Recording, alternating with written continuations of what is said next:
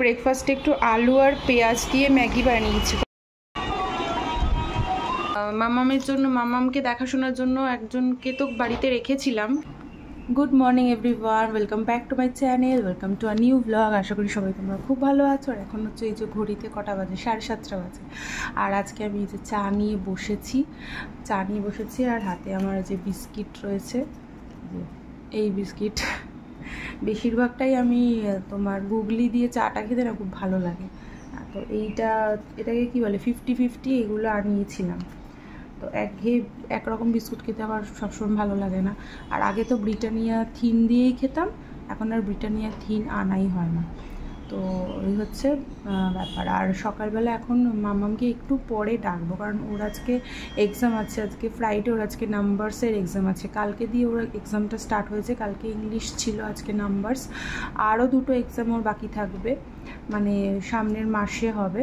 আজকে তো last school, তোমার ফ্রাইডে পড়ে যাচ্ছে। যাই হোক, তো একটু পরে ডাকবো, কারণ কী বলো তো, সকালবেলা ঘুম থেকে উঠে না তাড়াতাড়ি ব্রেকফাস্ট খেয়ে আর কি স্কুলে গেলেও একটু মানে বিরক্ত হয়ে যায় সকালবেলা উঠেই সাথে সাথে খাইয়ে দিলে। ওই জন্য ভাবছি ওকে একটু তাড়াতাড়ি উঠিয়ে দেবো, ও একটু নিজের মতো একটু টাইম কাটিয়ে নেবে, তারপরে ওকে ওই 8টা নাগাদ আমি খাওয়াবো। তারপর রেডি হয়েও যেতে যেতে হচ্ছে তোমার সেই 9:45 থেকে স্কুল। আর 1 ঘন্টা হচ্ছে, 10টা অবধি এখন স্কুল হচ্ছে। কারণ আর ব্যাগ কোনো কিছু অ্যালাউ না, শুধু ওয়াটার বটলটা অ্যালাউ আছে। 1 ঘন্টায় আর কি, জাস্ট ওরা তো এক্সাম দিতেই 1 ঘন্টা চলে যাবে, কারণ যেহেতু এতগুলো বাচ্চা, তাদেরকে বসানো ঠিকভাবে, আর ওরাও তো সেভাবে নিজে নিজে কিছু লিখতে পারে না, কিছু করতে পারে না, জাস্ট ওদেরকে ধরেই মানে মিসেরা করিয়ে দেয়। তো আর ওদের থেকে যারা একটু মানে বড় বেবিরা আছে, তারা মানে করতে পারে, তাদেরকে আবার দেখা যে ঠিকঠাক করছে কিনা। তারাও ধরুন কেজিতে পড়ে, জুনিয়র কেজি সিনিয়র কেজি বাচ্চারা, তারা নিজেরা সব কিছু করতে পারে। তো ওই ছোট বাচ্চাদেরকেই অ্যাকচুয়ালি বসিয়ে করানোটা অনেকটা বেশি মানে টাইম সাপেক্ষ হয়ে যায়। তো সেইখানে টিফিন তো খাওয়ার ব্যাপারই নেই, 10টায় তো চলেই আসবে, আর কি আছে। আর আমি এখন চাটা খাই, চাটা একটু গরম, ওই জন্য আমি একটু ঠান্ডা হতে দিয়েছি। যদিও আমার মানে গরম চা খেতেই মানে ভালো লাগে, মানে একটু গরম, একদম অনেকে আছে না একদম ঠান্ডা করে চা খায়, আমার ওইটা আমার অতটা ভালো লাগে না। তো আমি মামামের দুধটা আমি বসিয়ে এসেছি গ্যাসে, একটু গরম হবে, দুধটা জাল দেওয়াই আছে। আর রান্নাবান্না করব, মাছের কথা বললাম নিচে ফোন করে। মাছটা তো জানো আমি নিচ থেকেই নিই। এটা একটা আমার সুবিধা আছে, কি বলো তো, মাছের জন্য বেশি দূরে কোথাও যেতে হয় না। বাজারও প্রচুর আছে, মা বাপি যেদিন এসেছিলো প্রচুর বাজার টাজার করে নিয়ে এসেছিলো। আছে কি না আছে আমাকে জিজ্ঞেসও করেনি, বলছে নিজেরাই সব কিছু বাজার ফল এটা ওটা কিনে নিয়ে এসেছিলো, ওই জন্য বাজারের আমার কোনো মানে চিন্তা নেই। শুধু আলুটা আমার শেষ হয়ে গেছে, একদমই আলু নেই, তো আলুটা জাস্ট আনাতে হবে, এই হচ্ছে ব্যাপার। আর রান্নাবান্না একটু পরে স্টার্ট করবো, মাম্মাম স্কুলে যাক, ধীরে সুস্থে করবো, কোনো মানে তাড়াহুড়ো আজকে কিছু নেই।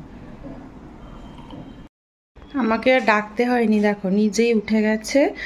আর আমার এই ড্রেসিং টেবিলের ড্রয়ার থেকে একটা মঙ্গলসূত্র বার করেছে। এইটা ড্রয়ারে ছিল, এটা আমি কখনো পরিনি, ঠিক আছে। বিয়েতে কেউ একজন আমাকে গিফট করেছিল, তো এইটা ও বার করে এখন পরেছে। কালকে থেকে ড্রয়ার খোলা শিখে গেছে, তো ড্রয়ার থেকে যা পারছে তাই বার করছে। আর আমিও তালা দিইনি, এমন কোনো ইম্পর্টেন্ট জিনিস ড্রয়ারে নেই বলে। দেখো কাণ্ডটা, কি হলো, ঘুম থেকে উঠেছো? দুজনে পড়েছে? ও আচ্ছা, কে কে পড়েছে? দুজনে বেরু যাবে? কোথায় বেরু যাবে মা?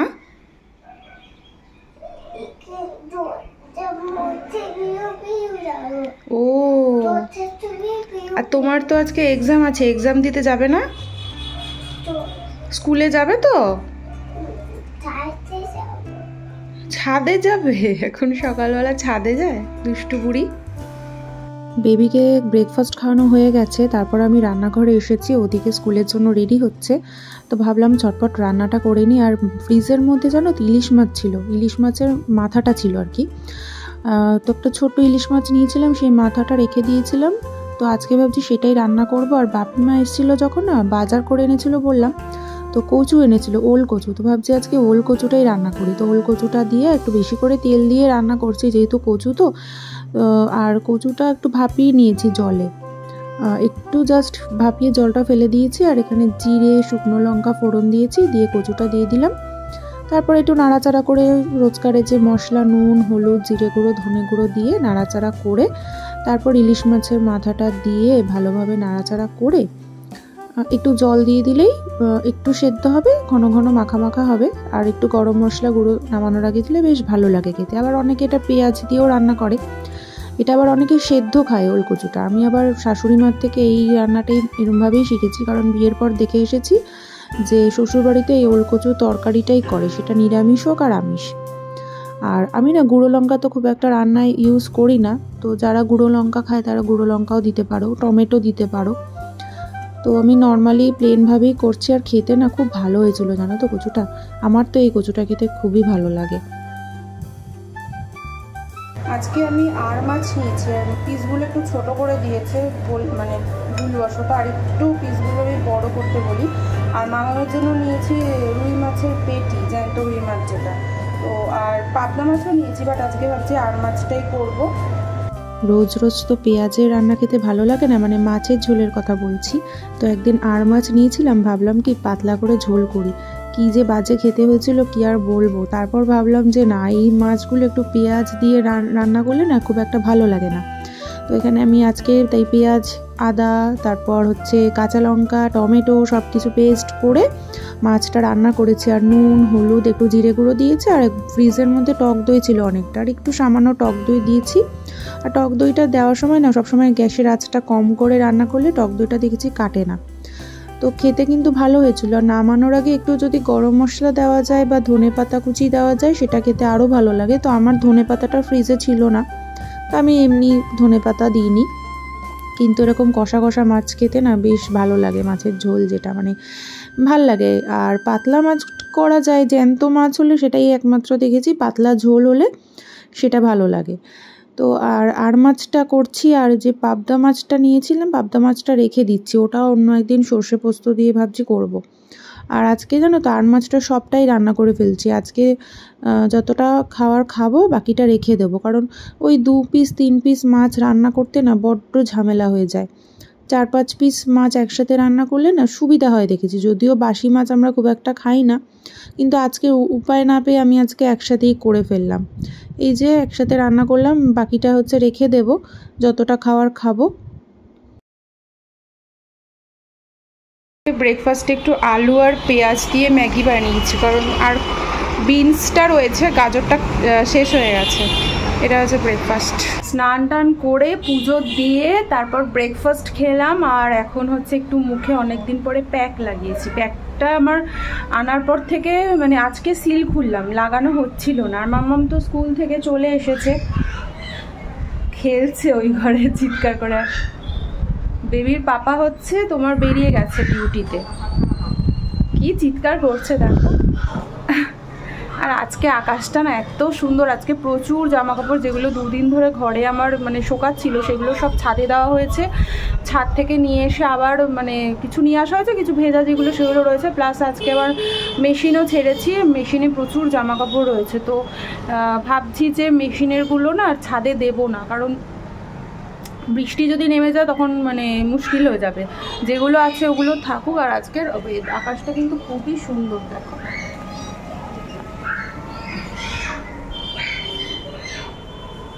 কি খেলছে।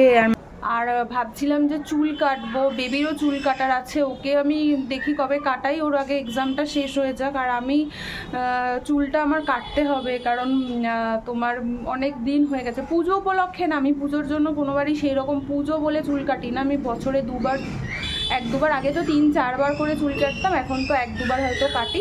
তো ভাবছি পুজো আছে যখন একটু আগে একটুখানি জাস্ট ট্রিম করে নেবো, আর কিছু না।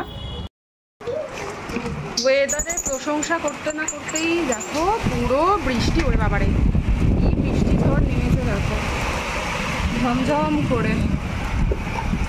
গাছটা আবার ঢুকে গেছে ভেতরে। দুপুরবেলার কি রান্নাবান্না করেছি তোমাদের তো দেখিয়েই দিয়েছি। আর এই ডালটা করেছিলাম, চাল কুমড়ো ছিল। তো চলো দুপুর 3টে বাজে, তার চটপট খাওয়া দাওয়াটা করে নিই। দুপুরবেলা 3টের সময় খাওয়া দাওয়া করে 1 ঘন্টা একটু রেস্ট করলাম। আর মাম্মাম তো কিছুতেই ঘুম থেকে উঠতে চাইছে না, 4:30 সময় উঠেছে। আর এখন তোমার চা বসাতে এসেছি, চাটা একটু খাবো। আর এই যেখানে দুধ জাল হচ্ছে, আর এখানে হচ্ছে আমাদের বিকেলবেলার চা। মাম্মাম ওখানে খেলাধুলো করছে।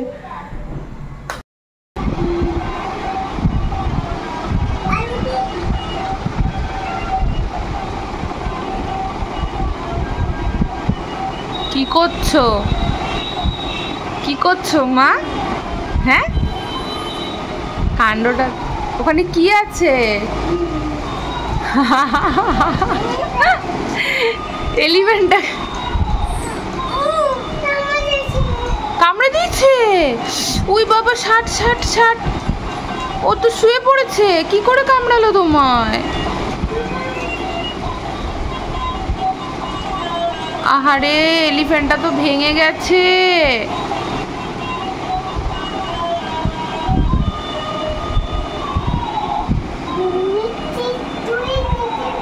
হ্যাঁ, আচ্ছা, ওলি বাবালে, তাই? আমার টিপ বার করে পড়েছে, দেখেছো কি দুষ্টু।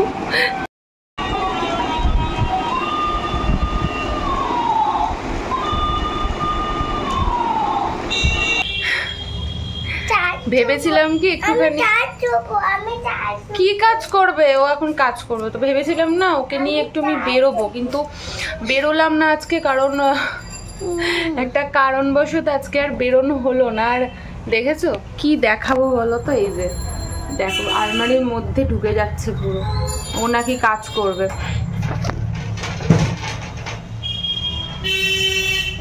গোছাচ্ছে, ওটা ওর মধ্যে থাকে না, ওটা ওই টেবিলের কাভার, টেবিলে পাতা থাকে, ওটা বার করো। টেবিলের কাভারটা ধোয়া হয়েছে, ওটা আলমারির মধ্যে ঢুকিয়ে রাখছে। এদিকে আসো, তুমি এদিকে এসে বসো। আর আরেকটা জিনিস তো তোমাদেরকে বলা হয়নি, যেটা হচ্ছে যে আমি তো মামামের জন্য, মামামকে দেখাশোনার জন্য একজনকে তো বাড়িতে রেখেছিলাম। সে ছোটোবেলা থেকে, একদম ছোট্টবেলা থেকে তো ছিল, জানো তো।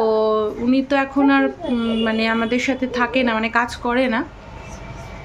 তো বেশ কিছুদিন আমি নিজেই সব কিছু করেছি, বলেছিলাম যে অসুবিধা হলে আমি অবশ্যই লোক রাখবো। তো আমার যত মানে অসুবিধাই হোক না কেন, আমি ওর খাওয়া, ঘুম, ওর স্কুল, ওর মানে কি বলবো, ওর যাতে কোনো প্রবলেম না হয়, আমার দিকটা আমি আমার হাজব্যান্ড অনেক কম্প্রোমাইজ করে ওর সব কিছু টাইম টু টাইম মেনটেন করার চেষ্টা করেছি। কিন্তু হয় না যে যেহেতু বাড়িতে কেউ থাকে না, তো অসুবিধা হয়ে যায়। আমাকে ধরো কোথাও বেরোতে হলো, বা ধরো কোনো সময় আমার মানে ইমার্জেন্সি কোনো দরকারে বেরোতে হতেই পারে, সব সময় তো আর প্রত্যেক দিন একরকম থাকে না। তো তার জন্য একটা লোকের বাড়িতে খুবই দরকার ছিল। তো অনেক চিন্তা ভাবনা করে লোক তো অনেক পেয়েছিলাম, কিন্তু এমন একজন লোক খুঁজছিলাম যে অ্যাটলিস্ট যে বাচ্চাকে ভালোবেসে কাজ করবে, কাজের জন্য কাজ না, যেহেতু ছোট বাচ্চা।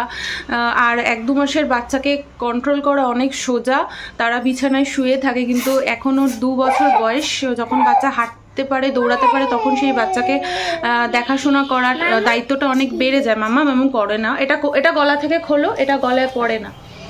তো সেই জন্য আর কি এমন লোক আমি খুঁজছিলাম, এমন মানুষ খুঁজছিলাম যে বাচ্চাকে অ্যাটলিস্ট সামলাতে পারবে, আর বেবিকে মানে ভালোবেসে বেবির কাছে থাকবে। তো ফাইনালি আমি সেই রকম একজনকে পেয়েছি। কিন্তু এক্ষুনি আমি তোমাদেরকে ক্যামেরায় আমি দেখাতে চাই না, এক্ষুনি আমি সব কিছু দেখাতে চাইছি না, বাট আমি একজন ভালো মানুষই পেয়েছি। সে মানে অনেক দিন হয়েছে, 2-3 দিন হয়েছে আমাদের সাথে রয়েছে, আমাদের বাড়িতে আর কি কাজ করছে। তো আমার তো মানে ভালোই লাগছে, আর বেবিও খুবই তার সাথে মানে আস্তে আস্তে মিশে গেছে। তো এই হচ্ছে ব্যাপার। আর দেখো দুষ্টুমি করা ছাড়ছে না।